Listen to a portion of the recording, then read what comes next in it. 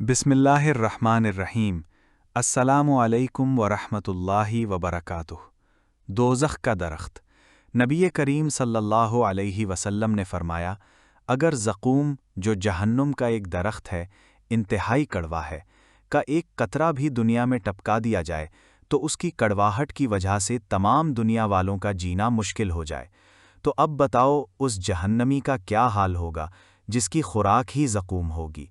जामे तिर्मिज़ी हदीस नंबर 2585।